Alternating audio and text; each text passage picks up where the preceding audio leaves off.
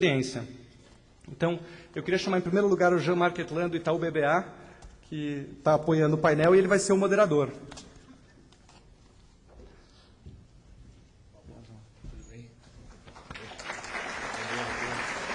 O Jean-Marc é vice-presidente do Itaú BBA, e ele cuida do Investment Banking, e ele já participou de diversos processos de IPO, já apoiou processos de IPO e de follow-on da CCR, da DASA, da Duratex, da Natura, Suzano, TOTUS, quer dizer, vários dos melhores IPOs que foram feitos nos últimos anos no Brasil tiveram uma participação expressiva do Jean-Marc, então ele conhece profundamente o assunto. Queria chamar também o José Galó, das lojas Renner. O José Galó é diretor-presidente.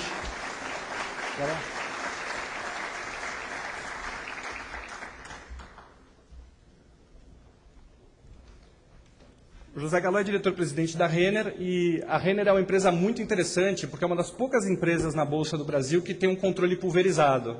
Então, é uma experiência também bastante diferente que a gente vai querer compartilhar com vocês. Depois, queria chamar o Rubens Ometo, da Cosan.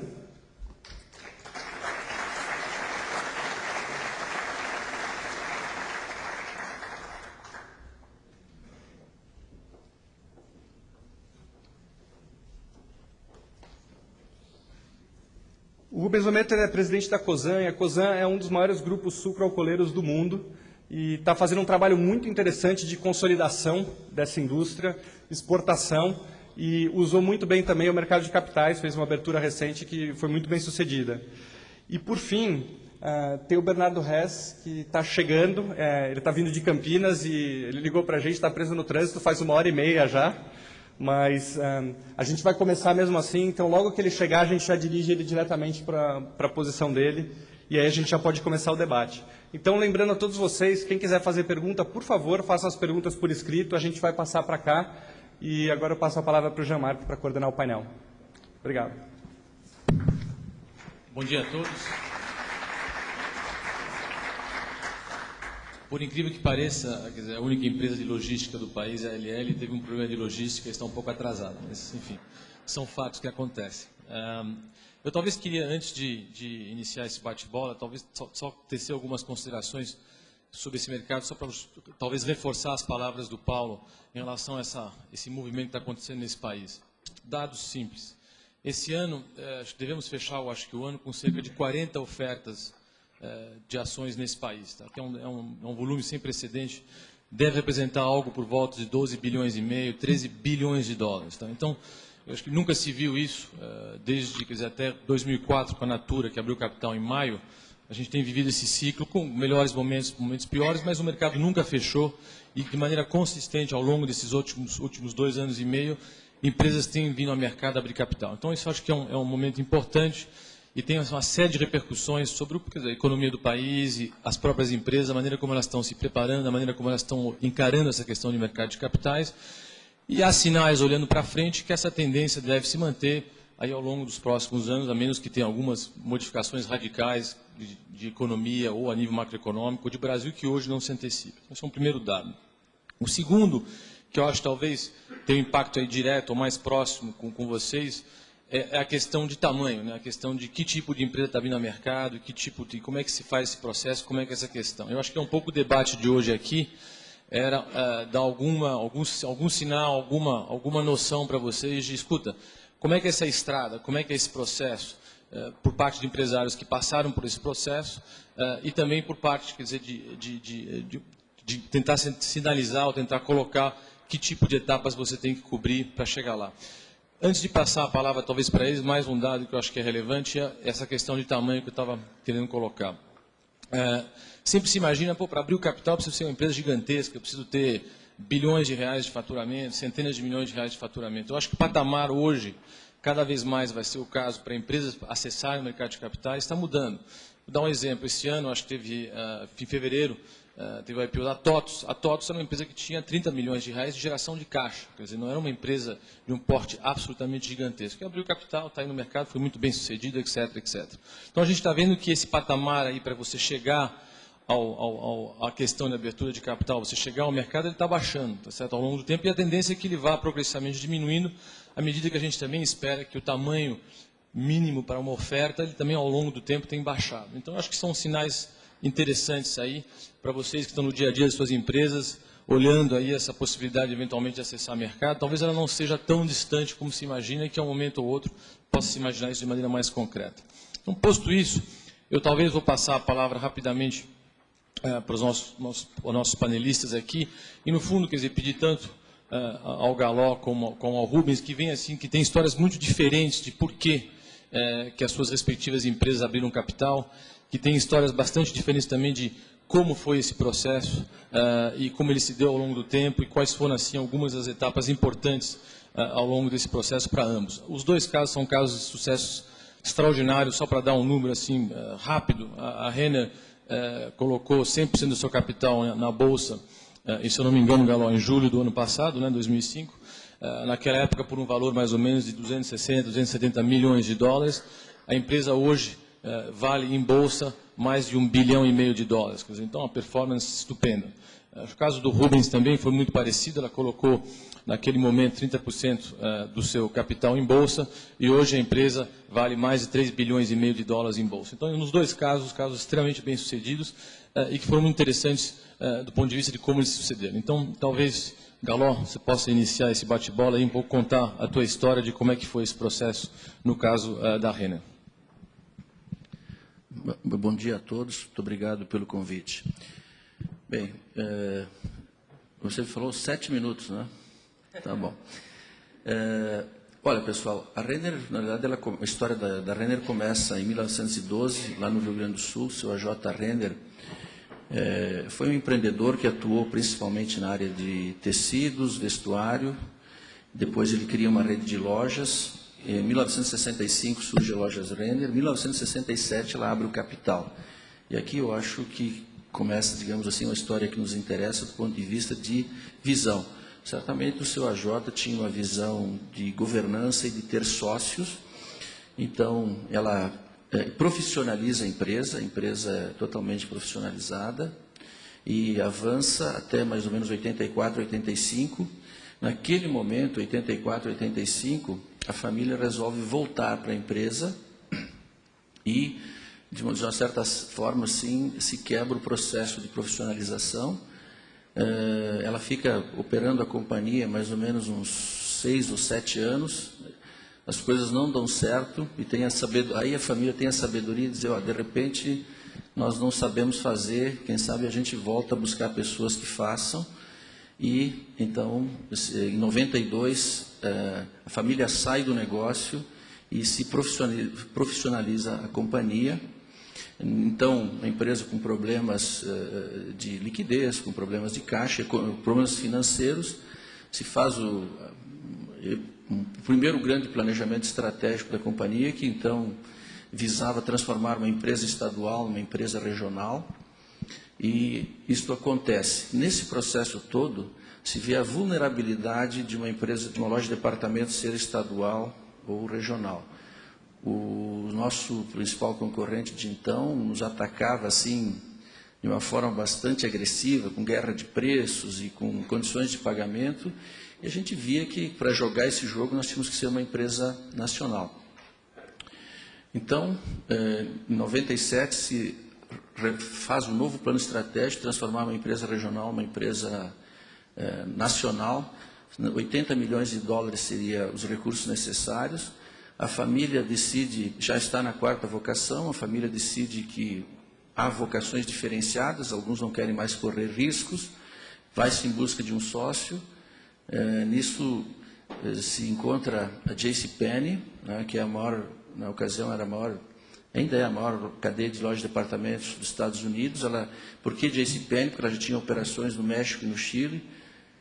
E chega num determinado momento da negociação, a JCPenney diz, olha, eu não brinco dessa história de ser sócio, quero comprar o controle. A família, acho que também, de repente, num segundo lance de sabedoria, já que havia tantas vocações diferenciadas e sentia-se que não haveria assim uma unidade, vende uma boa venda, cada um fica com recursos para seguir a sua vocação, começa uma nova fase da empresa.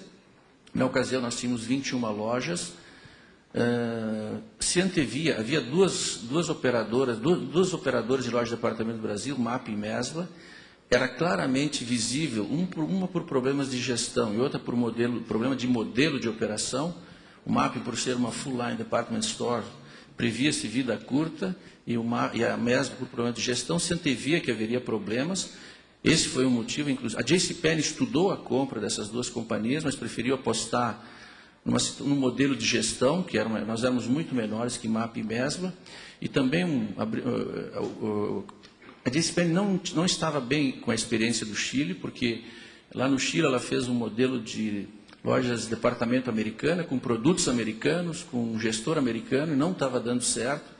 Então a JCPenney percebeu que para ter sucesso aqui no Brasil ela teria que valorizar e prestigiar a gestão local. Também, talvez ela tenha ido em busca de uma gestão confiável, estudou muito os princípios, os valores, a cultura. Uma coisa que eu sentia muito nesse momento, a identidade cultural, ela pensou muito nisso. Bom, começa uma nova fase, então, com a JCPenney, nós com 21 lojas, MAP e Mesbla vão para falência. Nós, em 2 anos, abrimos 28 lojas e começamos um processo de crescimento. Esse processo de crescimento contemplava abrir 4 a 5 lojas por ano e não entrar em produtos financeiros. Nesse meio tempo, a JCPenney sai do Chile, vende a operação do Chile, vende a operação do México e continua com o Brasil. Por quê? Porque ela perdia dinheiro nesses 2 países, aqui ela conseguia ter os resultados até acima da sua expectativa, nós éramos bem mais eficientes que a própria JCPenney. Só para vocês terem uma ideia, quando a JCPenney comprou a Renner, ela tinha um EBIT de 2,8%, o nosso era 8%, eles giravam 2,9 vezes o giro dos estoques, nós girávamos 7,5%. Nós acabamos sendo assim uma espécie de um pequeno laboratório para uma série de transformações que a JCPenney estava querendo fazer nos Estados Unidos, porque ela estava num processo de turnaround. Em 99 ela começou um processo de turnaround. Bom, o resultado disso é que havia uma grande troca de experiências entre nós e JCPenney. Íamos a JCPenney buscar expertise na área de gestão administrativa, de auditoria, de processos, e eles no aspecto mercadológico, construção de coleção, visual de lojas, e era uma convivência muito boa. Quando eles vendem Chile e México, o que se faz com o Brasil? Aí ficou um ano eu acho que talvez o pior ano do meu processo de Renner, que começou em 92, foi no ano de 2004, onde havia uma grande indecisão. Puxa, eu tinha que responder aos meus executivos o que vai acontecer com a Renner, porque tinha vendido Chile e México. Então, depois de conversa e troca, de experiência com o novo chairman, se decide então que a JCPenney sai do Brasil, haveria 2 alternativas. A JCPenney tinha feito uma oferta pública, além de comprar as ações da família, tinha 98% das ações, 98% das ações, só 2% no free float do mercado. Então, a JCPenney era uma corporation e havia 2 alternativas, ou sair via mercado de capitais ou via venda para um estratégico. Nas conversas deu para perceber o seguinte, olha, vamos preservar essa empresa do ponto de vista, vamos garantir que haja a continuidade da cultura, é uma empresa que, enfim, sempre nos ajudou, isso eu acho que foi fundamental, foi importante, então sai via mercado de capitais, faço o IPO, aquilo que todo mundo sabe, muito trabalho, a JCPenney demorou um pouco para tomar essa decisão, depois a gente pode entrar em detalhes, mas aquilo que tecnicamente se faria em necessário 180 dias, nós acabamos fazendo em 90 dias, foi realmente um salve-se quem puder. Durante o roadshow, 2 semanas antes do price, estoura todo esse processo de corrupção que começou lá em junho. Então, como é que faz? Que prejudica, não prejudica? Isso definiu, inclusive, que a maior participação dos estrangeiros, cerca de 90% dos participantes do IPO foram estrangeiros, e 10% mostra... É muito interessante porque os acionais eram muito afetados por essa situação. Os estrangeiros têm uma visão mais de longo prazo, isso que eu percebi. Eles não pensam no que está acontecendo hoje, ou amanhã, ou esse ano. Eles têm uma visão mais de longo prazo, nitidamente foi perceptível isso. Então, acabamos fazendo o IPO, que foi apesar de tudo isso, foi colocado o preço que a gente queria. Enfim, e hoje nós, mais ou menos assim, uma breve história, depois a gente pode entrar em detalhes. Obrigado, Galó. Antes de passar a palavra para o Rubens também contar um pouco a história dele, só lembrando que, eu acho que o formato aqui, a ideia seria que perguntas eventuais sejam aí colocadas para que a gente possa depois, então, iniciar a parte aí de perguntas e respostas do debate. Rubens, bola com você. Bom dia a todos, é um prazer muito grande estar aqui com vocês. Eu vou tentar fazer uma longa história curta, mas o nosso negócio começou no fim dos anos 1800, quando meus avós vieram da Itália para plantar cana e começaram na região de Piracicaba e foi desenvolvendo, e sempre foi uma empresa familiar. Eu, pela minha formação, eu nunca quis trabalhar na família, desenvolvi minha carreira fora. Eu quero contar isso não com o espírito de contar o meu trabalho, mas de contar como a profissionalização e a falta de influência, a retirada da influência familiar dentro da empresa é importante para o sucesso dela.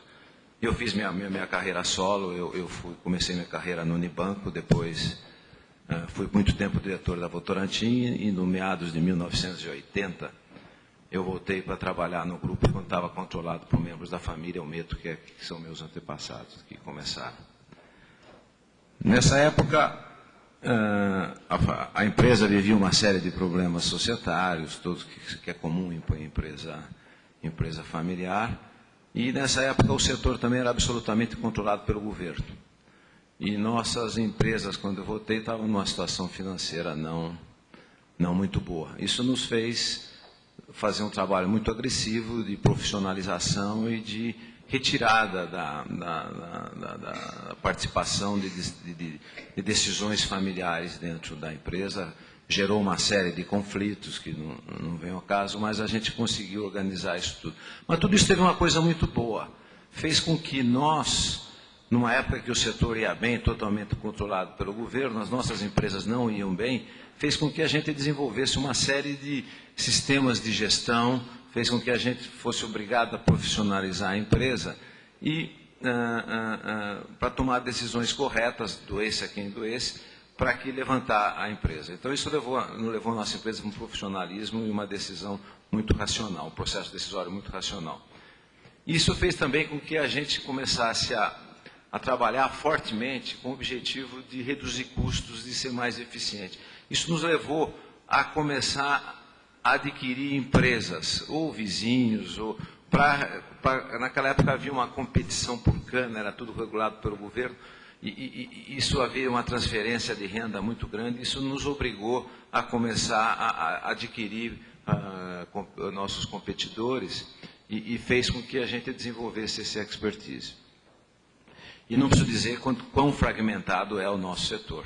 O setor é muito fragmentado, então isso abriu uma avenida muito grande. Ao longo do tempo, nós fomos consolidando a posição da acionária, retirando os membros da família da gestão da empresa, e nós, através de aquisição, a Cosan passou a crescer muito, em índices muito mais altos que os nossos competidores, e sempre fazendo isso com recursos de terceiros, sempre financiando, alavancando, e nós chegamos a estar com um certo... Sempre com muita, nós tivemos alguma vantagem sobre os outros, porque a Cosan foi a pioneira em exportação privada de açúcar no Brasil. Até 1988, 1989, era só o governo que fazia exportação, e naquela época exportava-se muito pouco. A Cosan conseguiu, na época, a primeira autorização privada para exportar, e com isso desenvolveu um relacionamento muito grande com parceiros internacionais. E daí trouxe a vantagem de você ter muito acesso a operações de financiamento com pré-pagamentos de exportação e permitiu que a gente continuasse crescendo a essas taxas de crescimento. Mas chegou uma época que a gente quis parar com isso e capitalizar a empresa e fazer isso de uma maneira, continuar com esse... Isso faz parte do DNA da Cosan. Eu digo, não é só meu, mas de todos os executivos que compõem a nossa equipe. Então, a gente resolveu se organizar e continuar crescendo através de capital, não alavancando tanto. Daí nós montamos uma equipe, contratamos profissionais do mercado para que nos ajudasse nessa organização. Isso foi feito e nós organizamos a nossa capitalização em 2 etapas. A primeira através do lançamento de bonds, e numa segunda etapa seria a capitalização através de um private equity. E nós começamos o roadshow para lançamento dos bonds, e foi uma coisa muito interessante, como eu estava explicando. A gente naquela época estava pensando em captar 150 milhões de dólares, e a gente fazia o roadshow, explicava o que era o setor, a história nossa, o crescimento, o que a gente espera, contando, vendendo o nosso peixe, e muito entusiasmado com... Daí o pessoal fala, o bônus, tá bom, o bônus 150, tá bom. Mas a gente explicava que o próximo passo seria o private equity, e eu querendo falar do bônus, do nosso rating, do nosso cash flow, os caras, não, espera, vamos falar do private equity aqui. Os caras já vai dar que o private equity. Daí comecei a falar, mas por que private equity? Eu estou conhecendo, não tenho nada contra a empresa de private equity, hein? Eu acho que é o caminho normal, o private equity, em seguida o IPO, e tem algumas. Mas a gente sentiu um entusiasmo tão grande nesse pessoal, que daí a gente resolveu ir direto para o IPO. Nosso lançamento de bônus original foi um sucesso, de 150 milhões de dólares, acho que a procura foi de $1 bilhão, nós acabamos colocando 200 milhões de dólares. E daí, voltando para cá, nós redefinimos a nossa estratégia e decidimos abandonar a alternativa do private equity para ir direto para o IPO. Nossa ideia na época era captar 300 e poucos milhões de dólares, acabamos captando 410, uma procura foi enorme, o book foi um sucesso a operação. E naquela época nós lançamos 30% do capital. Isso é um negócio que nós estávamos absolutamente preparados para isso, não só em termos de controles, de balanços, mas como a filosofia de trabalho da própria organização. A abertura de capital é muito importante, é muito saudável para a empresa, sob todos os aspectos, mas se você já tem que ser profissional para ser sucesso, quando você se torna uma empresa de capital aberto, principalmente como a gente fez com as regras do novo mercado, você tem que estar bem preparado para como é. Então, foi um sucesso. Naquela época, nós lançamos a ação por um valor, como foi explicado aqui, a companhia naquela época estava avaliada em torno de $1 bilhão, $1,5 bilhão de dólares. Hoje, $1 bilhão de dólares, hoje ela está em valor de mercado 3,5 bilhões. Então, isso é para fazer uma longa história curta, então eu prefiro deixar o resto aí para que vocês perguntem, e a gente tem o maior prazer de esclarecer. Obrigado.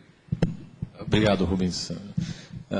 Bom, vamos tentar agora iniciar aí a parte de perguntas e respostas. Já tem um fluxo grande aqui de perguntas, tentar fazer uma triagem em relação a elas. Acho que a primeira pergunta, algumas perguntas aqui que vieram refletem um pouco essa uma questão que é frequente por parte de empresários com empresas de menor porte que estão pensando em crescer, que é a seguinte: escuta, tudo bem, eu vou ao mercado de capitais, ótimo, mas como é que é esse processo no sentido de amanhã eu posso manter a gestão do meu negócio, a questão do controle, não vai ter um investidor que vai comprar a maioria das ações, amanhã eu vou depender dele, enfim, então tem muitas questões sempre em relação a essas duas questões fundamentais, né? Manutenção da gestão, né? E a questão do controle, ou pelo menos o controle da sua saída, o controle do valor do que você tem remanescente na empresa. Eu acho que a experiência do Galó, que é a primeira experiência de uma empresa cujo controle é totalmente pulverizado no mercado, é muito interessante em termos de poder talvez dar alguma luz sobre essa questão de, escuta, mesmo se eu tiver o mercado com 60% da minha companhia, eu vou poder gerir minha companhia? Sim, não, como é que é isso? Ou sobre a questão, amanhã, os 40% que eu ainda tenho, eu quiser vender, vem alguém e compra a empresa, como é que eu posso controlar essa saída? Existem alguns mecanismos nesse sentido, talvez, Galó, você pudesse colocar uma luz para nós sobre essas questões.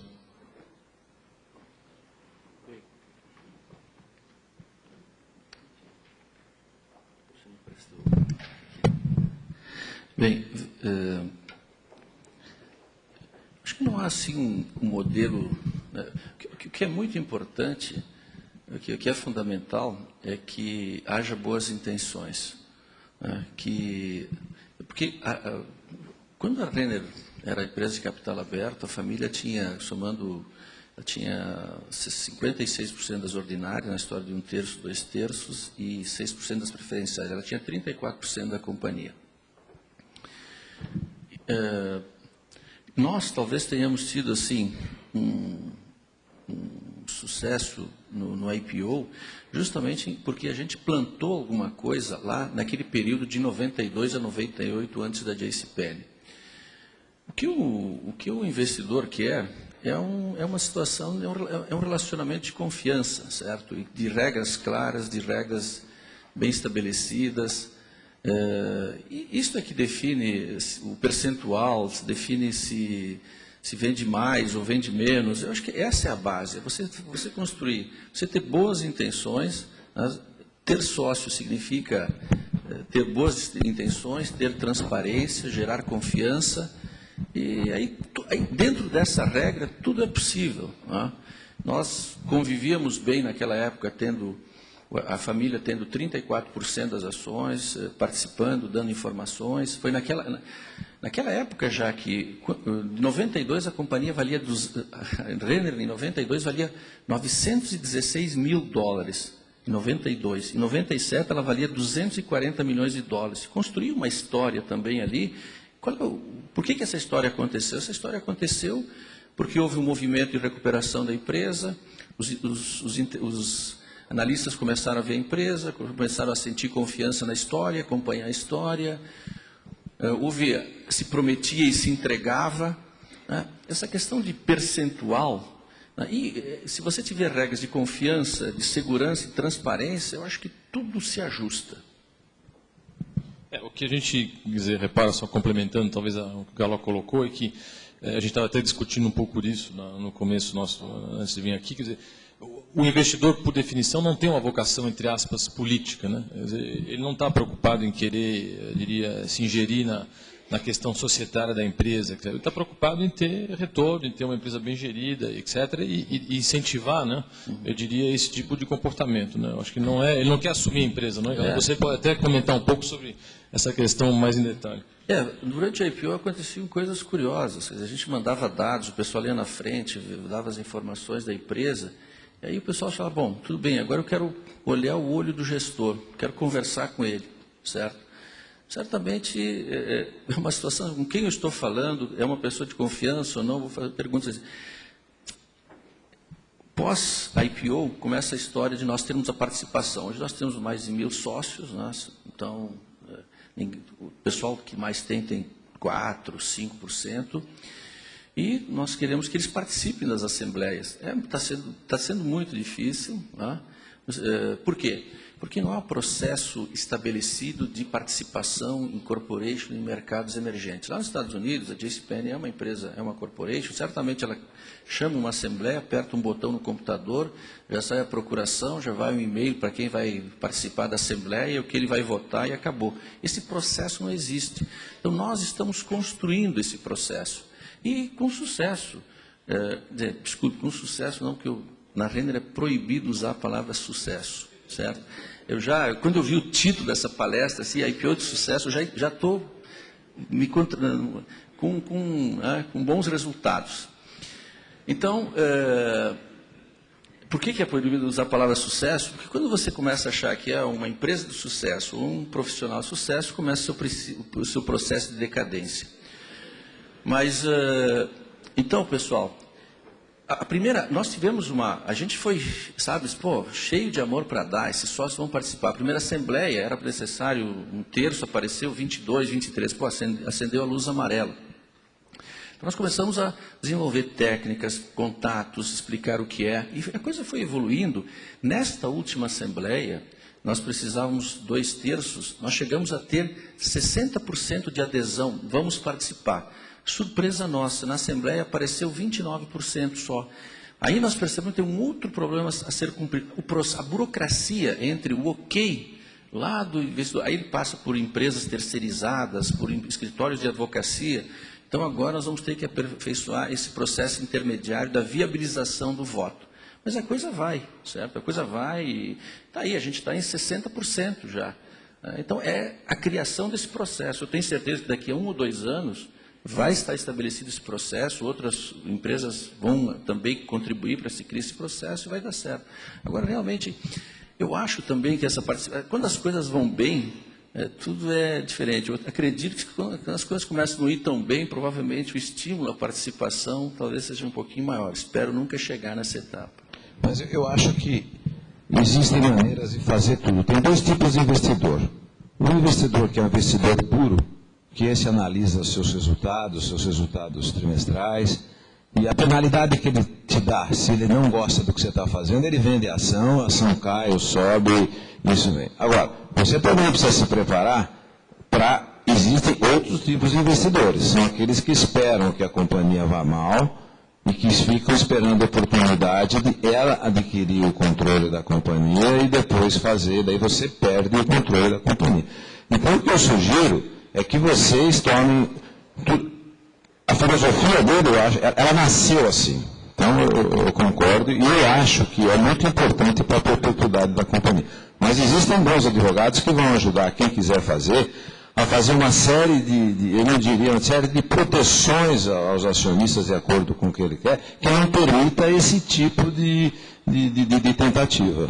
Entendeu? Porque quando a companhia vai bem, tudo bem, mas existem empresas especializadas em fazer o takeover da companhia para depois valorizar e vender. Então, é um negócio que, quando você está lançando as ações, você tem que pensar muito bem aonde você quer chegar, como você quer chegar, porque às vezes também tem uma empresa que tem um líder, que fez, que criou, e que ele também um dia vai sair. Ninguém é eterno, ninguém...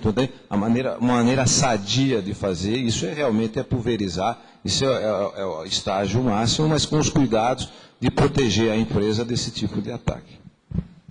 É só pontos muito bem colocados do Rubens, tentando, quer dizer, colocar isso na prática. Isso quer dizer o quê? Eu acho que a primeira, uma decisão importante é aquela, escuta, o 51 é importante para mim, empresário, né? Hoje, daqui a 5 anos, daqui a 10 anos, acho que é a primeira pergunta, né? A segunda, a questão de, muitas vezes, tem várias perguntas que vieram aqui, quer dizer, de perenização da companhia, questão de herdeiros para empresas familiares e como é que esse processo também se desenvolve. E aí, quer dizer, existem mecanismos para você endereçar isso. Quer dizer, uma questão é certa, a gestão, você não precisa ter 51% do capital da companhia para ter gestão. Né? Você hoje, com 20%, 30% do capital, tem a gestão. É muito difícil você ter os teus 70% ou 80% dos acionistas que estão com o capital da companhia chegarem e votarem o management para fora. Que nem disse o Rubens, o sujeito vende a ação e vai embora. Então, mas para ele se mobilizar ao ponto de colocar o management para fora é muito difícil. E aí vem a segunda vertente, que é a questão de você, se você, por exemplo, ficou com 20%, 30% do seu capital, você controlar esse bloco, ou seja, você criar mecanismo para que amanhã alguém venha e compre a empresa sem você saber. Você acorda no jornal, teve uma oferta, a gente teve isso até recentemente, vocês viram com o Sadir e Perdigão, teve uma oferta e a empresa foi vendida e você não sabia. Então você pode, ou, que nem nos Estados Unidos, acho que foi colocado aqui, deixar essas coisas abertas e a lei de mercado prevalece, ou seja, se a empresa não está tendo uma boa performance, ou o acionista vende, ou no limite vem uma outra empresa e compra, né? Ou então, se você quer ter algum tipo de controle sobre essa questão, existe um mecanismo que chamam de poison pills, né, onde você coloca algumas barreiras que fazem com que, por definição, se amanhã alguém quiser comprar essa empresa e você tem 20% do capital, ele tem que vir sentar com você primeiro para poder resolver essa questão. Tá? Ao Rubens, que talvez mais uma pergunta que frequente aqui, são duas coisas. A primeira, essa relação entre fazer um IPO, ir a mercado de capitais versus perenização da companhia. Quer dizer, isso é o único instrumento de perenização? É um instrumento interessante de perenização da companhia, do ponto de vista de uma empresa familiar? E a segunda coisa, que se fala muito, né, e a gente tem essas palavras meio mágicas, né, vamos profissionalizar a empresa. Isso quer dizer o quê? Quer dizer, concretamente, o empresário que está sentado hoje, tem uma empresa com faturamento de 50 milhões de reais, ele é o dono, eu preciso profissionalizar minha empresa. O que é isso? Quer dizer, quais são os requisitos, quais são as características? Você, Rubens, quando for procurar os seus executivos, como é que você fez isso? Quer dizer, como é que você decidiu, como você identificou esses profissionais, que tipo de sistemas você montou para incentivar esses profissionais? Como é que é esse processo? Quer dizer, como é que resolve isso? Vou começar pela segunda pergunta sobre o aspecto da profissionalização. A empresa era profissional a partir da hora que as decisões são tomadas pela racionalidade. O que é melhor para a empresa tem que ser decidido, tem que ser feito. não importa se isso vai agredir um ou outro acionista. Então, a profissionalização é a independência dos profissionais que têm a sua responsabilidade de defender as suas ideias claramente e tomar as atitudes que têm que ser tomadas.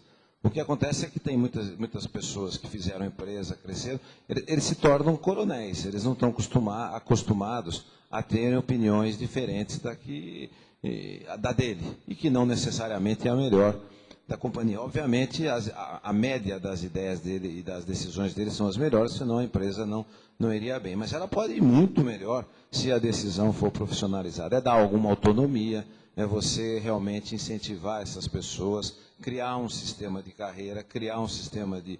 No caso nosso, nós temos um plano de stock option para que todos eles participem, vão ficando sócios da companhia e cada vez mais engajados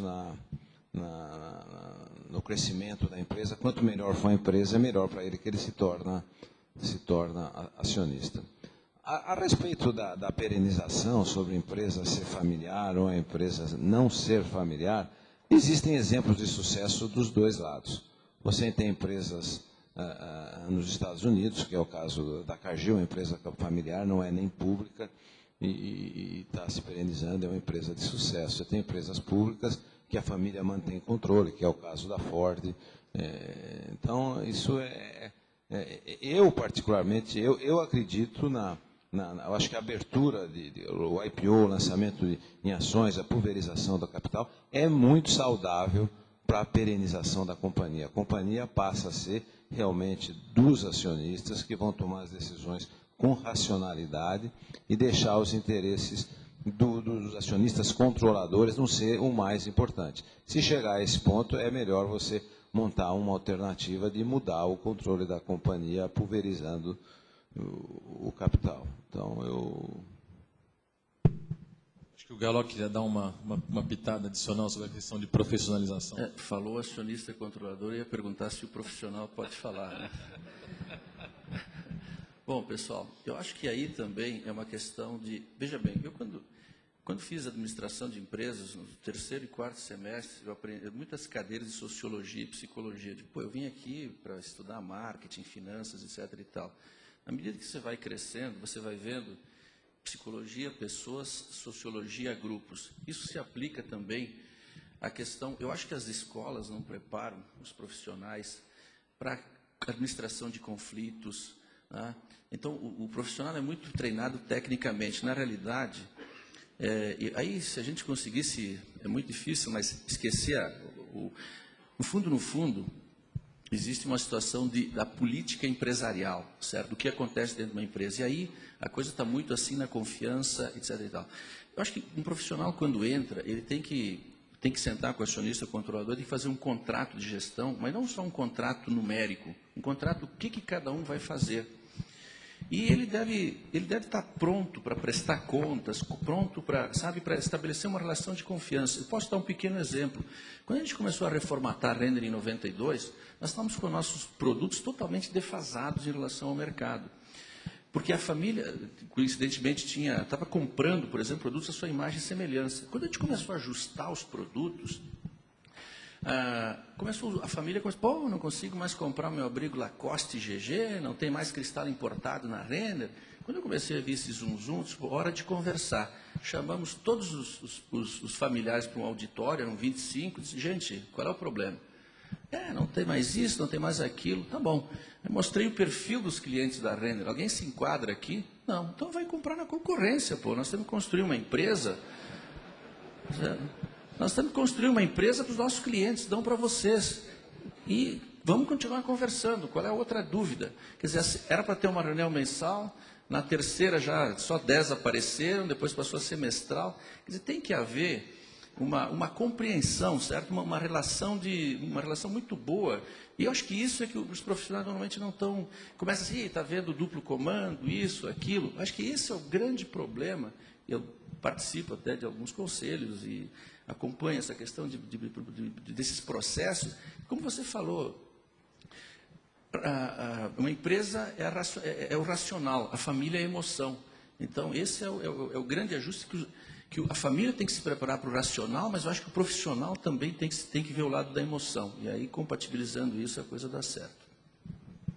Obrigado, Galó. Só rapidamente introduzindo aqui o Bernardo Hess, que aparentemente resolveu seus problemas logísticos e chegou aqui. Ele vai entrar já no bate-bola direto, né, Bernardo?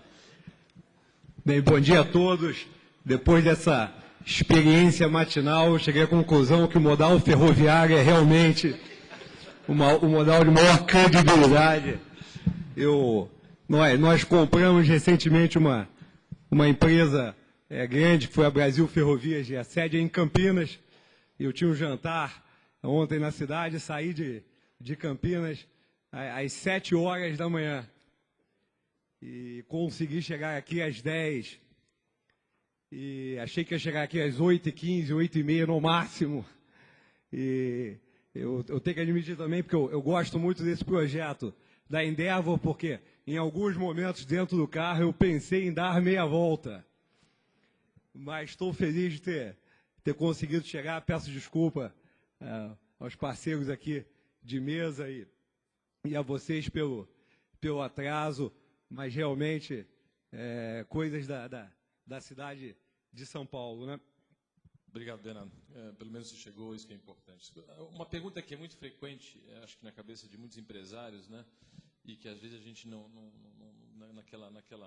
naquele foco de fazer o IPO, de abrir o capital, aquela reflexão toda, é um pouco o day after, né? Quer dizer, como é que tem o D0 ali, que abriu o capital, abre champanhe, aquela festa toda.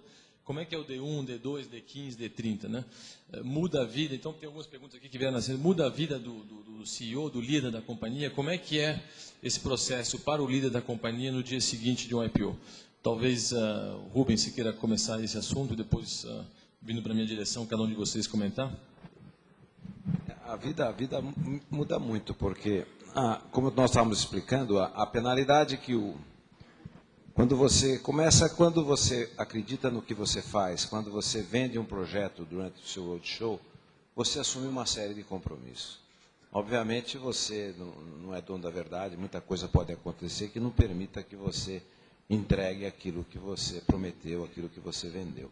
Mas as pessoas corretas que querem fazer uma coisa sentem uma cobrança interna muito grande de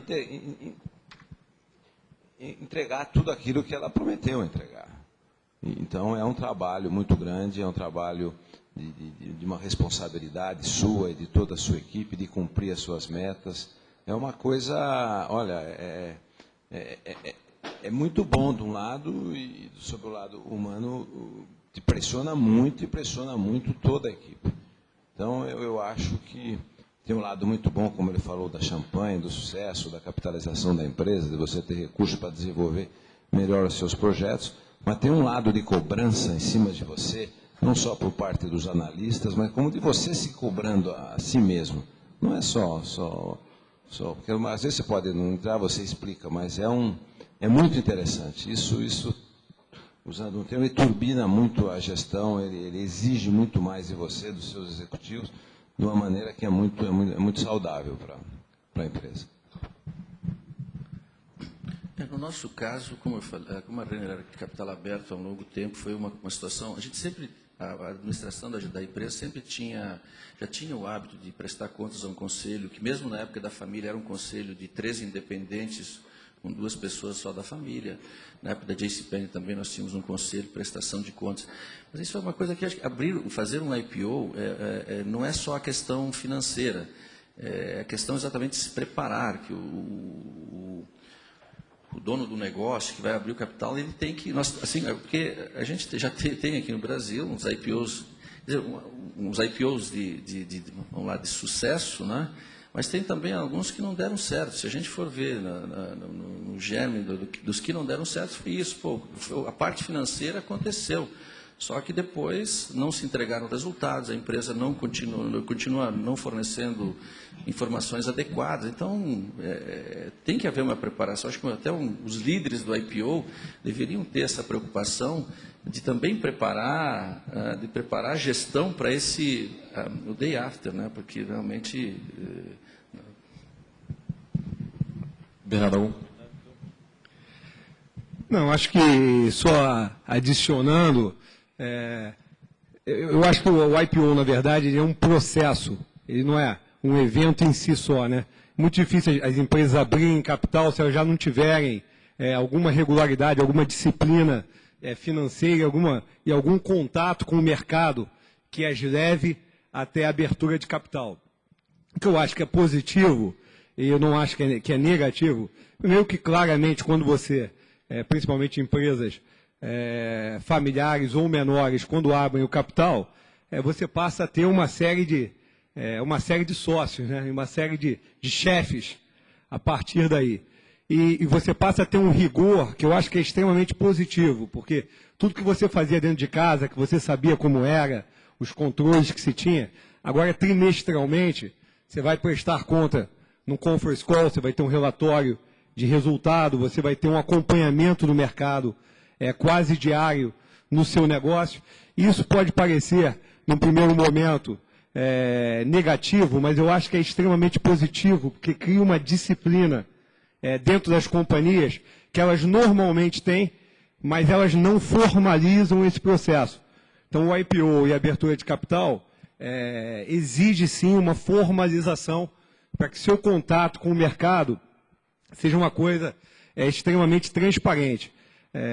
E a gente fala, geralmente se fala sempre nos aspectos negativos de você ter mais interferência externa, mais controle e tudo isso, mas eu acho que o IPO traz um outro lado no day after, que é a sua pergunta, Jean, que é a participação de terceiros olhando o seu negócio. Que a gente lembrar assim, quando a gente cuida do nosso negócio e todos nós gostamos muito do que fazemos, né? A maior parte das pessoas de sucesso, as empresas de sucesso, tem essa característica. E quando a gente tem essa característica, geralmente é difícil da gente não falar bem do nosso negócio. É difícil que nem uma mãe fala de um filho, é muito difícil isso, né? Realmente a gente sempre fala bem. Quando você tem um terceiro que é completamente isento, falando bem e falando mal, isso pode ser muito interessante e muito positivo. Porque você passa a aprender também com as críticas, que acreditem em mim, nem sempre são ponderadas, mas são extremamente importantes para o futuro da companhia. E particularmente, aí no caso da LL, eu tenho experiência assim, de diversas ideias hoje que vêm de investidores nossos. Investidores que desenvolveram um relacionamento conosco e que às vezes me escrevem: Bernardo, está acontecendo uma operação logística na Itália que vale a pena você ver, tem uma ferrovia que está sendo desenvolvida, que está usando um trilho de outra qualidade, por que você não olha isso? Ou seja, começa a ter uma troca, além da cobrança, começa a ter uma troca que tem sido extremamente positiva no nosso caso. É muito importante porque eu particularmente, eu gosto de ter contato com os analistas, porque ele é um pessoal muito preparado. E a quantia que eles vão ficando mais perto, conhecendo o seu negócio, conhecendo a sua companhia, eles vão fazendo perguntas muito interessantes. Eles colocam, às vezes, o dedo na ferida que te irrita no primeiro momento. Te irrita, você fica com vontade de falar: vende essas ações e não fica me enchendo. Mas depois você começa a ponderar. Existe muita recomendação boa, muita gente, o pessoal do preparação, o pessoal do alto QI, é muito interessante as recomendações dele. Então você tem um universo de 20, 30, 40 pessoas pensando no seu negócio, que às vezes enxergam coisas que você está no negócio e não enxergou. É muito interessante. Um assunto frequentemente bastante delicado, geralmente, em relação a essas questões de abertura de capital, são as questões de valor, né? Tem várias perguntas aqui que chegam nesse ponto. Ou seja, você vê uma parte do capital no mercado, aí a ação, vamos pegar até o caso aqui, o caso dos três, no fundo, né?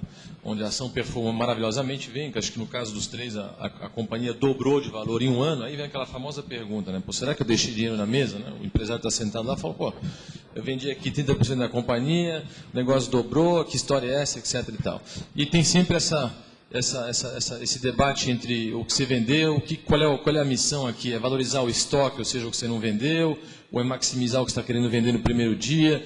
E eu acho que seria interessante aí ter os comentários dos três com relação a essa questão eterna aí no fundo, de valorização, quer dizer, desse debate de o que eu estou vendendo versus o que eu fiquei, como é que é isso, vendi caro, vendi barato, enfim.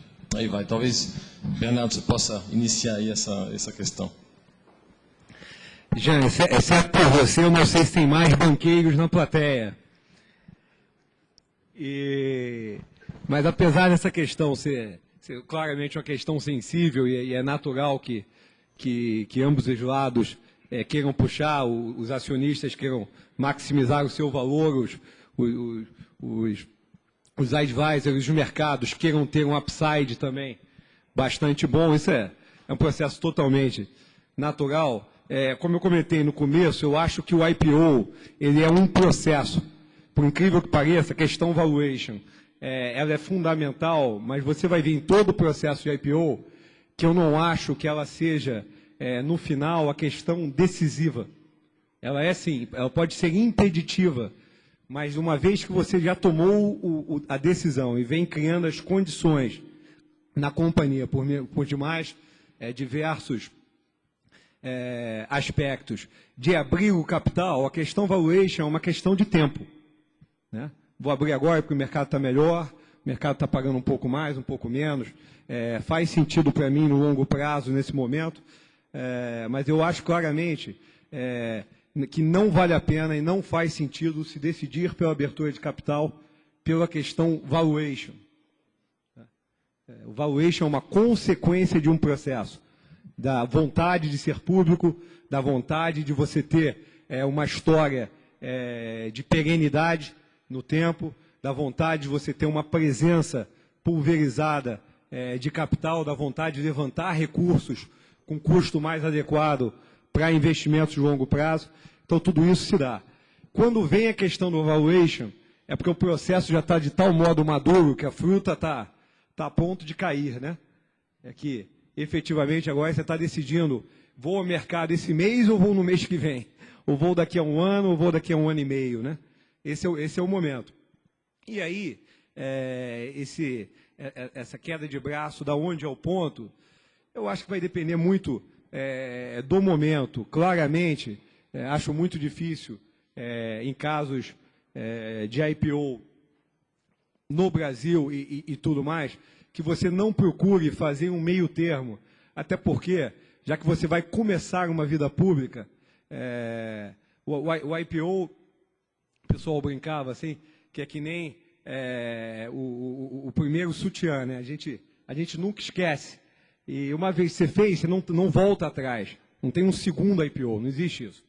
Então, efetivamente, uma vez que você fez o IPO, você quer ter uma história no mercado de capitais positiva. Então, se você tentar maximizar demais o valor e depois sua ação não performa tão bem, eu acho que não é uma história de começo tão positiva. Tá?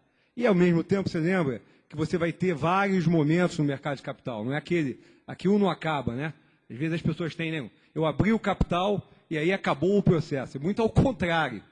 Depois que você abre o capital, é que você vai ver que o processo começa, tá? De relacionamento, de intercâmbio de ideias, de novas operações financeiras.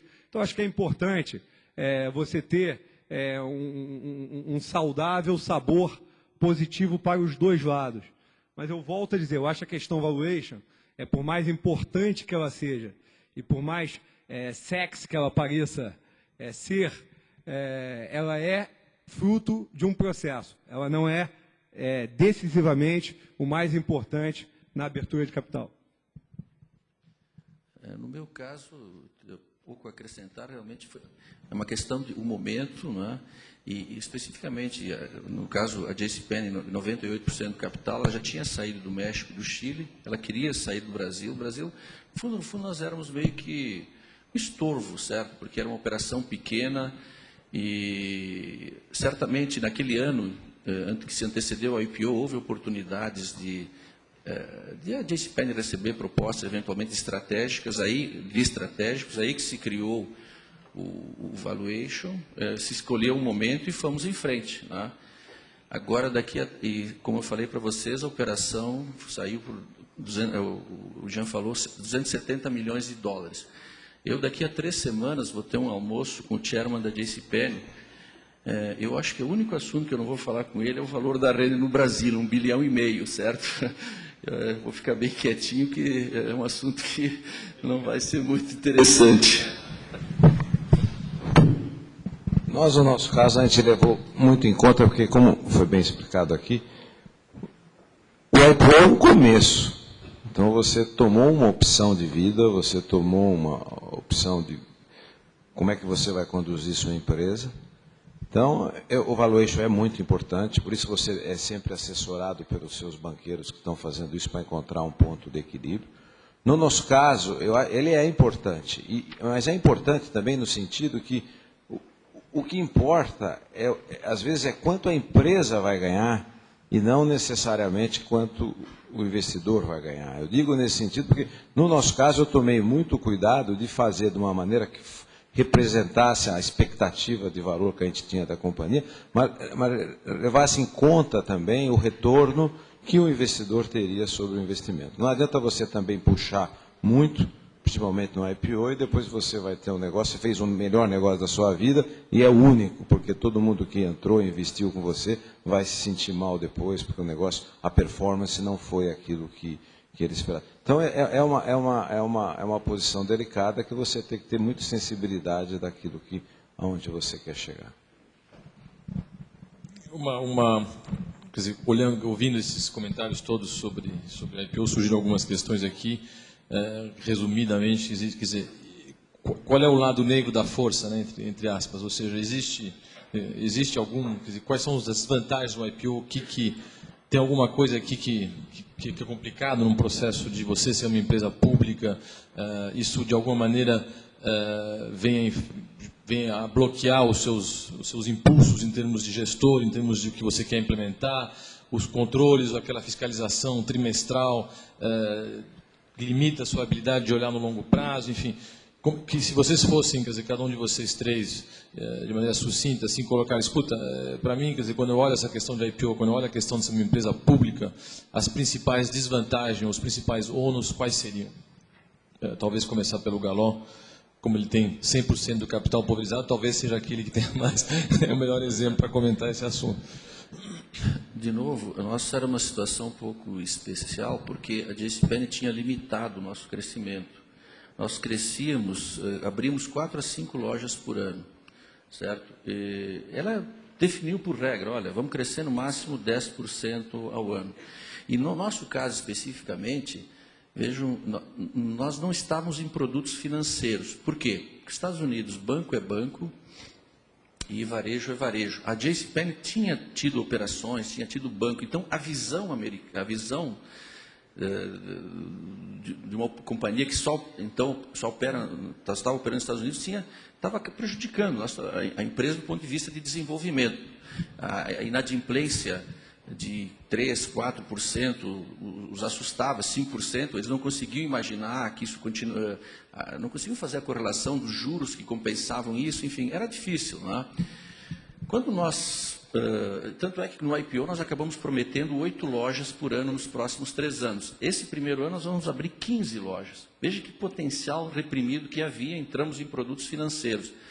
Então, e por outro lado, aí o pessoal, os nossos sócios agora querem isso, certo? Eles querem crescimento, eles querem desenvolvimento, Nós tivemos um sócio que saiu, que comprou uma participação relevante e saiu porque ele falou assim, não, para lá, eu comprei, vocês podem abrir 20 lojas por ano, vocês só prometeram 8, então eu vou embora. Tá? Então, eu acho que essa interação é muito boa, certo? Você é estimulado, você é questionado, nesse questionamento você aprende, eles te levam a, poxa, mas a empresa tal está fazendo isso, por que você não faz? Vai lá e vê isso e vê aquilo. Acho que eu não consigo ver... Talvez a parte, digamos assim, que é mais pesada, mas que eu não chamaria negativa, é essa questão de prestar contas, de você ter que explicar, você ter que falar, isso é exaustivo, né? Porque, principalmente no nosso caso, que certamente talvez o pessoal queira um pouquinho mais de segurança ainda, exatamente por não termos um acionista controlador. Mas não vejo situações negativas. Renato, você comentou. Eu acho que do ponto de vista, se você pensar antes do IPO como mecânica, eu acho que esse processo no Brasil melhorou muito. Acho que foi muito desgastante o processo que tinha que ir no começo, até porque você tinha muito pouca experiência dos bancos no Brasil e no caso principalmente dos escritórios de advocacia. Se pegar o nosso IPO, o nosso prospecto tem 800 páginas.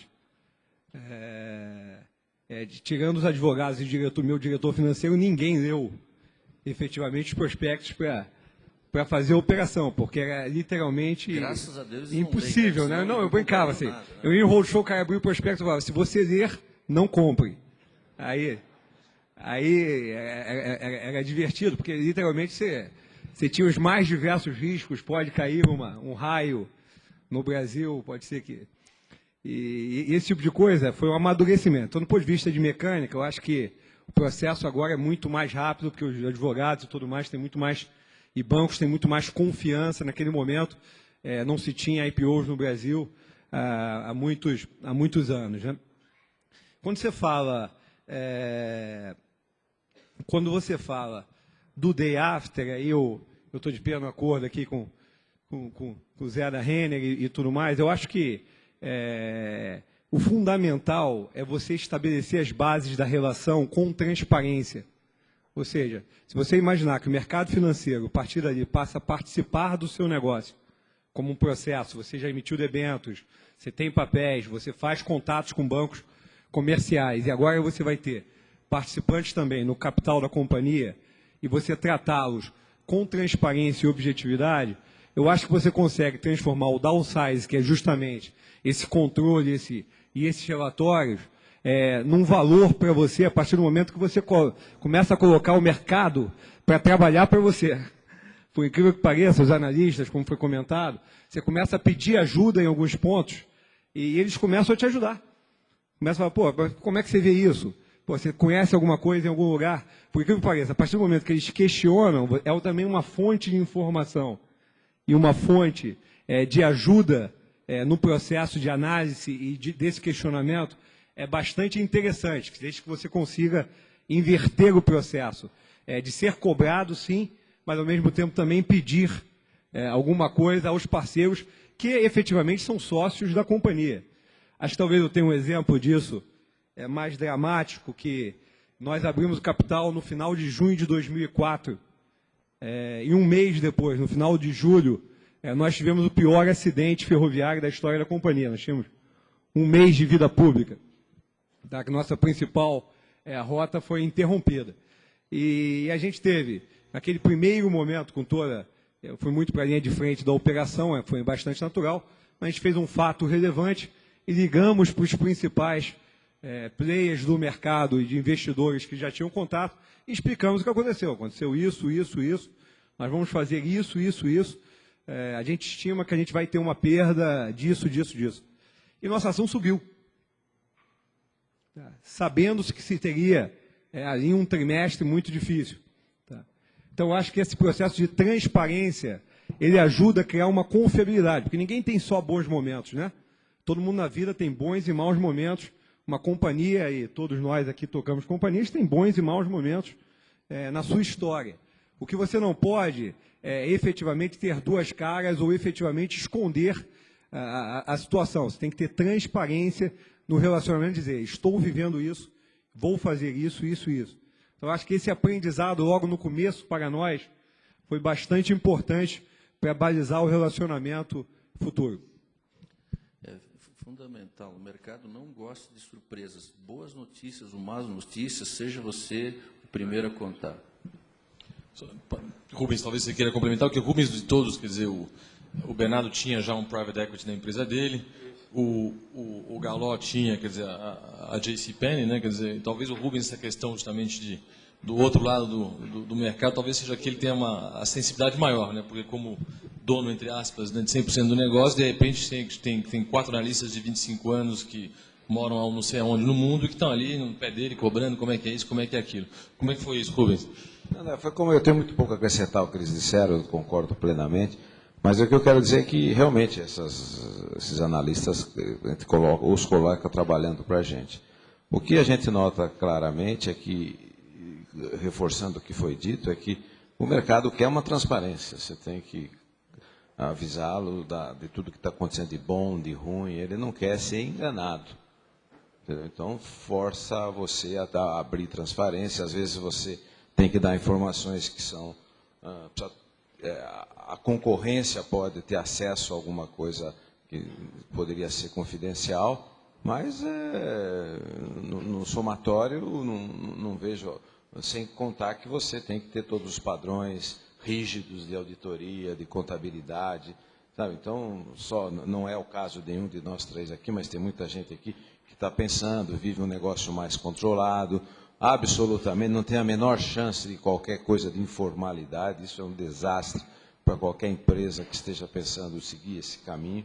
Quer dizer, não tem espaço para qualquer tipo de decisão, de trabalho fora da total formalidade, sempre adequado às mais rígidas normas de auditoria, tudo. Então, eu vejo o lado muito bom, ao menos dessa pressão, né, dessa ansiedade da gente de sempre entregar os resultados que foram prometidos, e é isso aí. Vou até talvez pegar o gancho do Rubens, e tem muitas perguntas que vão um pouco nessa mesma direção, que é aquela de tentar especificamente colocar, escuta, mas o que é preparar, né, uma empresa para um IPO de sucesso? O que eu tenho que fazer? Eu, empresário, sentado aqui hoje, quer dizer, o que é isso? Quer dizer, eu acho que talvez eu vou colocar a bola andando, depois vocês podem complementar, se for o caso, mas eu acho que tem, no fundo, quando a gente tem essas conversas com as empresas que a gente está levando ao mercado, eu acho que tem 3 grandes frentes que precisam ser atacadas. A primeira frente é claramente a frente de números, né? Auditoria, então tem que ter auditoria em dia, tem que ter 3 anos de números em dia. Isso eu diria, condição sine qua non, ponto de partida zero, né?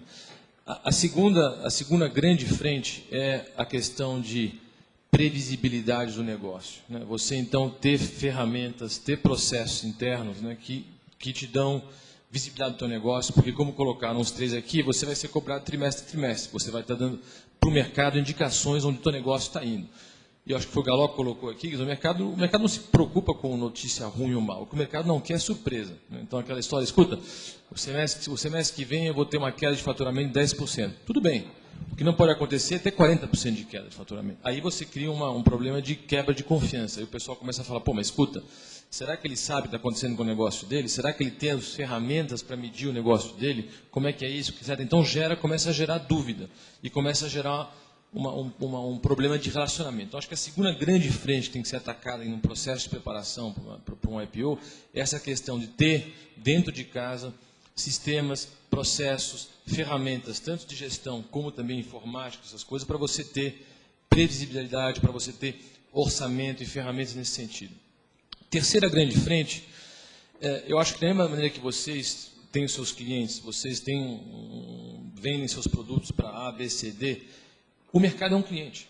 Quer dizer, eu acho que não é muito diferente disso. Ou seja, então isso quer dizer o quê? Que você tem que desenvolver um canal de comunicação com esse novo cliente que aparece do dia para a noite. Quer dizer, antes você não tinha esse cliente, você abre o capital, você tem um cliente, que é lá o investidor está sentado, quer ter informação, quer saber como é que estão acontecendo as coisas, quer poder ter dados para poder analisar. Isso implica o quê? Que você tem que desenvolver um canal de comunicação. Como você tem um canal de comunicação com os seus clientes para o negócio, você vai ter que desenvolver um canal de comunicação com esse investidor. Isso implica profissionais, implica, de novo, sistemas, implica uma filosofia nesse sentido. Eu diria que o quarto ponto, que vem um pouco para sedimentar essa questão toda, é a questão de governança, né? Então, ou seja, você, em cima desses pilares, né, você colocar um sistema que permite com que a companhia tenha controles externos e tenha um sistema de discussão ou de governança interna que seja um sistema aberto e não um sistema fechado, né? E que, de novo, o novo mercado aí que tanto se fala, não é porque você listou a companhia no novo mercado que você tem governança, né? Quer dizer, eu acho que não é isso. Isso é apenas um mecanismo nessa direção. Acho que governança é uma coisa que você realmente ou acredite e pratica, ou então, quer dizer, não vale a pena nem entrar nesse debate. Então, eu só queria, quer dizer, colocar esses pontos de maneira mais ou menos organizada, e talvez vocês tenham algum comentário adicional a fazer, um de vocês três, em relação a essa questão. Não, veja bem, a Renner cresceu porque a nossa visão é encantar clientes, certo? Mas você não consegue encantar clientes se você não encanta antes os seus colaboradores internos. Nós temos, agora acrescentamos um outro tripé, quer dizer, temos que encantar também investidores. Então, se todo mundo começa a pensar assim, a coisa dá certo. Questão frequente que surgiu aqui também é a questão de stock option. Eu acho que vocês três, nas suas empresas, têm stock options e talvez pudessem tecer comentários específicos de como foram desenhados esses stock options e como é que elas funcionam, etc. Então, talvez Bernardo, você quer talvez começar, ou Galó? Acho que o Bernardo conhece isso mais do que eu. Não, eu realmente acredito no modelo e acho que tudo que você puder, de qualquer instrumento que seja, incentivar a sociedade entre os colaboradores, entre as pessoas que tocam o negócio, principalmente quando você tem um nível de pulverização muito grande. No meu caso, a gente tem 80% do capital em bolsa, no caso da Renner ainda mais agressivo. Quanto a isso, eu acho que vale e tem muito valor. A questão do stock option, eu só acho que ela tem que ser bastante desenhada para os objetivos. Um objetivo claro do stock option é que você consiga incentivar no longo prazo as pessoas dentro da companhia, alinhando acionistas e os colaboradores de vários níveis dentro da companhia. Ou seja, os objetivos do plano de stock option realmente não podem ser esse ano ou ano que vem, ou que seja, tem que ser planos de longo prazo para que as pessoas possam maturar dentro da companhia e você possa, ao mesmo tempo, reter os principais talentos, ao mesmo tempo, fazer com que eles participem do upside que os acionistas estão participando a partir do momento que a companhia vá bem, né? Então, esse sempre foi a nossa preocupação. E isso é importante dizer, porque o stock option vai ser melhor ou pior, não é no formato que ele tem como estrutura, mas ele vai ser melhor ou pior conforme o objetivo que você trace. Eu acho que isso é fundamental e essa é a discussão de fundo que é importante que dentro das companhias de cada um de vocês, eu tenho, e tem vários exemplos. Às vezes você tem um stock option, não tem esse nome tão pomposo, mas você tem um programa muito mais simples e que você retém e faz esse alinhamento no longo prazo que funciona como? No nosso caso, é verdade, a gente tem um programa já há alguns anos, hoje a gente tem mais de 100 colaboradores, somos 4.000 no total, que tem stock option. E aí eu tenho desde maquinista, motorista de caminhão, até eu, direto. Então você tem uma gama dentro do processo muito grande. E a forma como ele e eu incentivo isso, é que não seja de graça, porque eu realmente não acredito em nada que seja dado. Eu acho que as pessoas têm direito a participar, se elas quiserem participar, e no nosso caso as pessoas compram 10% do programa do stock option, ou seja, se for, vamos imaginar que seja um lote de 10 ações, elas compram no momento uma ação e 9 ações são financiadas por 5 anos. Tá? Corrigidas por IGP. Se a companhia for melhor que a inflação, elas ganham todo esse upside de preço contra a inflação. Então, acho que tem um potencial de se alavancar e de comprar 10 ações só precisando desembolsar uma ação. Ou seja, elas têm potencial de comprar um lote muito maior do que a capacidade financeira delas no momento zero, né? Isso dá um alinhamento para elas no longo prazo com o futuro e os objetivos da companhia de forma muito positiva. Porque, geralmente, as pessoas que ganham stock option que já são donas de fato, né? Elas já tratam o negócio como se fosse delas, elas viram donas de direito também, participando com ações fortemente. Estou resumindo assim, mas eu realmente acredito que esse fato das pessoas comprarem o plano, um aspecto muito positivo, porque compromete elas numa decisão pessoal com uma decisão do futuro da companhia e com o alinhamento da companhia. Agora, Bernardo, a gente também tem que ser realista em relação a algumas coisas. Primeiro, o mercado de capitais no Brasil sempre foi muito instável. Agora nós estamos entrando num período de estabilidade. houve várias histórias de stock option que não deram certo. Tá? Nós tínhamos stock option antes da JCPenney e foi uma história que não deu certo. Então, nós tínhamos um desafio, como vender. Bom, além disso, muitos executivos são pessoas jovens, certo? Quando você vai ver assim, quais são as suas expectativas, ele quer comprar um carro, quer comprar um apartamento, certo? É muito difícil, a gente tem que ser realista, é muito difícil. Não, você pega uma parte do seu dinheiro, do seu bônus, e você não vai comprar o seu carro, é complicado. Então, eu acho que isso vai melhorar na medida que a gente comece a construir algumas histórias de sucesso. Né? Porque, até um tempo atrás, qual era o senso comum? O mercado é muito risco, você perde dinheiro, nunca é difícil ganhar dinheiro em bolsa. Isso no grande consenso geral, não de pessoas que fazem isso com mais técnica. Né? Então, esse é o ambiente que a gente enfrenta, pessoal. A gente tem que ser realista. Né? Então, por exemplo, eu estou feliz porque nós temos, são 27 pessoas, é até interessante, a sugestão da JCPenney é que só 7 pessoas participassem, nós temos mais ou menos 4,5% das ações, né, que estão usadas no programa. Nós insistimos que não fosse só 7, que descêssemos mais, estamos com 27. Então, algumas delas vindo de um insucesso, houve muita descrença, não foi fácil, tá? Graças a Deus, deu certo. Então, hoje, a gente já começa a ver essas pessoas acompanhando o valor da ação no dia, comentando no corredor, etc. e tal. A gente tem que ser realista que não é fácil, tem que ser uma coisa assim muito, muito bem vendida, porque não é fácil. Zé, só um comentário. Acho que você tem razão, existem experiências negativas e o mercado de capitais é volátil por definição. Né? Eu acho que tem duas coisas aí que são importantes. Primeiro, quando você compra um plano de stock option, quando você adere, no nosso caso é comprar, mas poderia ser adesão, você tem que olhar o longo prazo, necessariamente. Se você for pensar que a ação pode cair abaixo do teu preço ou tudo mais, e ficar preocupado com isso, realmente você tem toda a razão. Compensação embaixo também, que as pessoas... como é que você faz essa visão do time de cima chegar na base para que as pessoas possam participar? E aí eu acho que é uma decisão pessoal realmente. Se o cara tiver interesse de comprar um carro e não quiser comprar um plano de ação, é um direito que ele tem.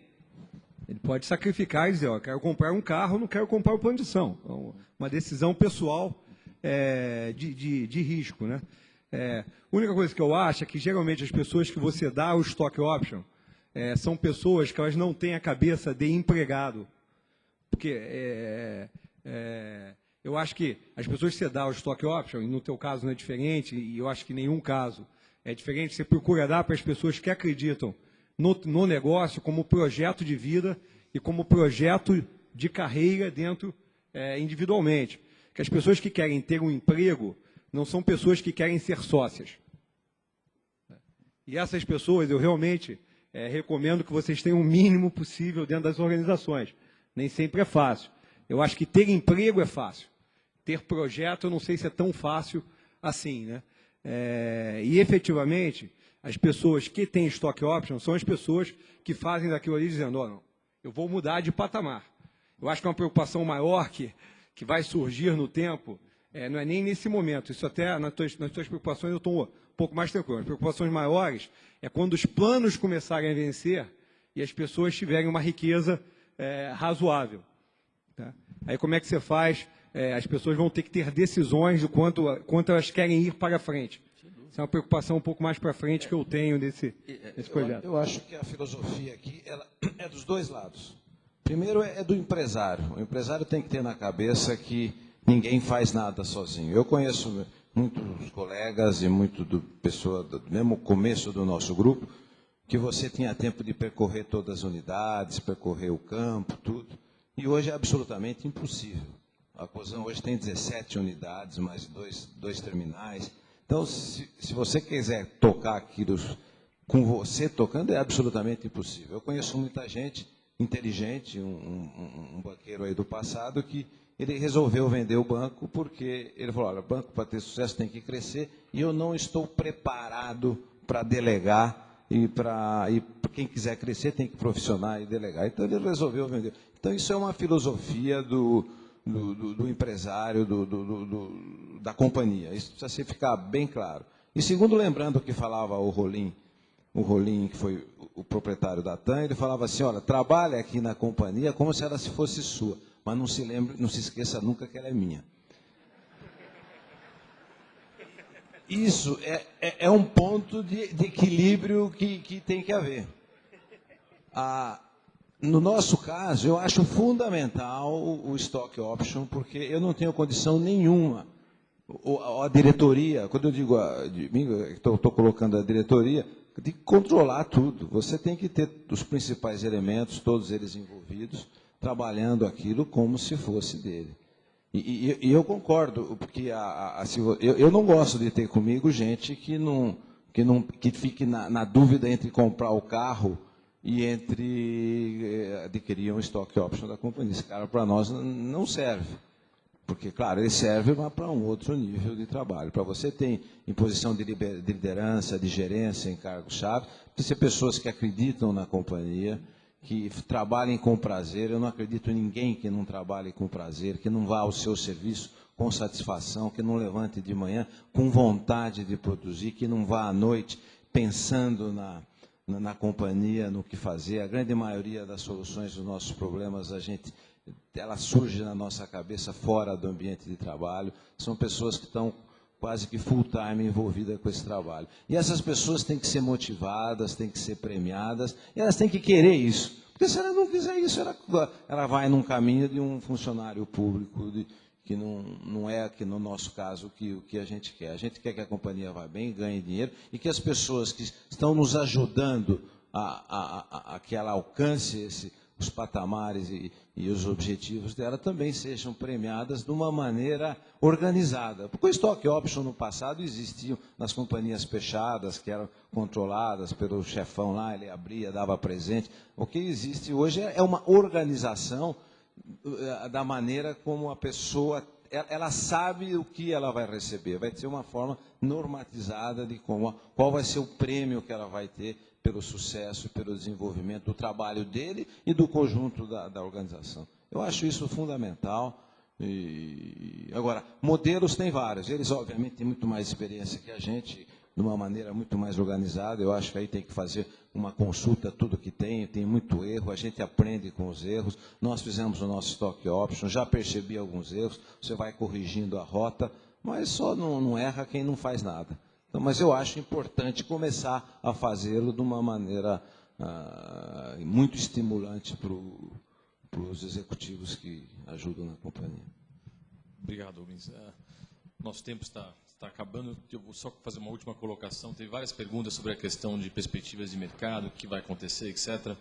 Acho que nenhum de nós aqui tem uma bola de cristal. Eu deixaria apenas o recado seguinte. Eu acho que mais importante que ficar se preocupando se o mercado vai estar bom ou não vai estar bom. Eu acho que trabalhem nas suas empresas já com o espírito, se realmente a rota de IPO é a rota desejada, para ir fazendo todas essas etapas que foram discutidas aqui hoje, de preparação, etc.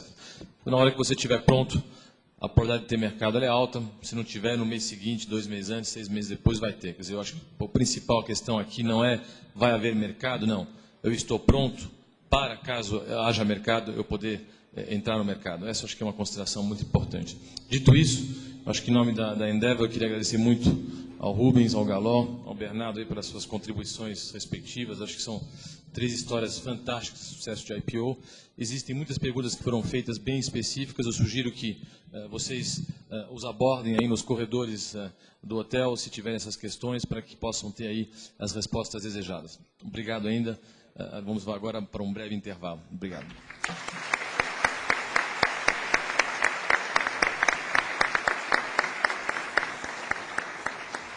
Bom, nós vamos fazer um intervalo agora de 20 minutos. Queria agradecer a todo mundo, especialmente o Bernardo, que talvez foi quem acordou mais cedo de todo mundo que está aqui e fez ótimas contribuições aí para o painel. Então, daqui a 20 minutos a gente volta para discutir qualidade em serviços.